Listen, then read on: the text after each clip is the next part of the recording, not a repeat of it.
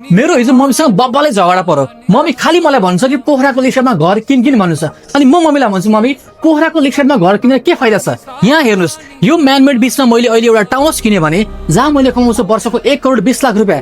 अनि मैले मम्मीलाई भने मम्मी किन त हामी त्यहाँ पैसा हाले जहाँ हामी त्यहाँ फुल क्यास पे गर्नुपर्छ। सो मलाई मम्मीले भन्नु छ होइन त नेपाल हो भनेर। सो यो हेर्नुहोस् यो पनि कुनै नेपाल भन्दा कमी छैन। यो 10 मिलियन स्क्वायर फिटको कम्युनिटीमा मैले पाउँदैछु 20,000 भन्दा बेसी ट्रिजहरू, तपाईँलाई क्लिनिक्स, क्लब, रिटेल सब सबै यहाँ पाउँदैछु मैले। अनि भाडा वर्षको 1 करोड 20 लाख, महिनाको हुन्छ नेपाली 12 लाख रुपियाँ।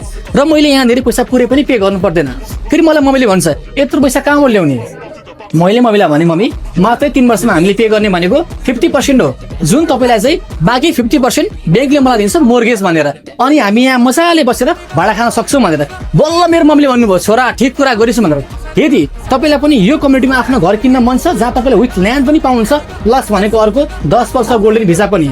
सो तपाईँलाई पनि यो कम्युनिटीमा आफ्नो घर किन्न मन छ भने मलाई कन्ट्याक्ट गर्नु र प्लिज मेरो मम्मी जस्तो कन्फ्युज नहुनुहोस् है।